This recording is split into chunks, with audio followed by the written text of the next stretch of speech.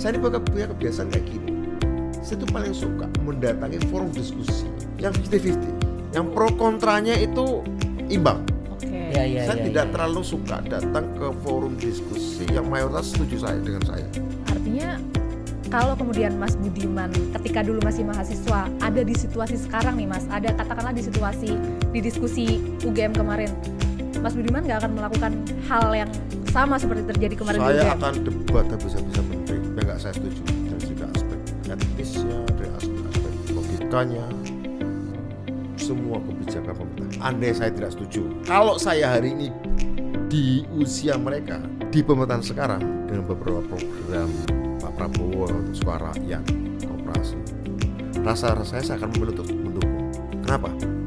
Nah, ini cita-cita saya jadi aktivis kan memang awalnya melawan kemiskinan dan kebodohan. Bagi saya siapapun yang melawan kemiskinan dan kebodohan itu sedang menjalankan misi-misi kenabian. Tapi kalau Anda berpikir bahwa agar Pak Prabowo tidak terpilih lagi ini harus gagal, Anda tidak sedang melawan Pak Prabowo, Anda sedang melawan misi-misi kenabian. Walaupun Pak Prabowo cuma ambil secuil saja dari misi-misi kenabian yang banyak itu.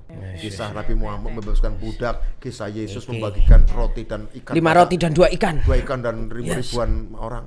Kisah-kisah seperti itu. Kisah Musa membebaskan budak-budak Bani Israel, banyak lah kira-kira. Dan kisah Prabowo dengan makan bergizi gratis. Kisah Prabowo dan makan bergizi gratis. Saya ini punya kebiasaan kayak gini. Saya tuh paling suka mendatangi forum diskusi yang 50-50, yang pro kontranya itu imbang. Saya tidak terlalu suka datang ke forum diskusi yang mayoritas setuju dengan saya. Artinya kalau kemudian Mas Budiman ketika dulu masih mahasiswa ada di situasi sekarang nih Mas, ada katakanlah di situasi di diskusi UGM kemarin, Mas Budiman nggak akan melakukan hal yang sama seperti terjadi kemarin di UGM? Saya akan debat habis-habisan menteri, yang nggak saya setujui dari segi aspek etisnya, dari aspek logikanya, semua kebijakan pemerintah. Andai saya tidak setuju, kalau saya hari ini di usia mereka di pemerintahan sekarang dengan beberapa program Pak Prabowo untuk suara rakyat, koperasi, rasa saya akan memilih untuk mendukung. Kenapa?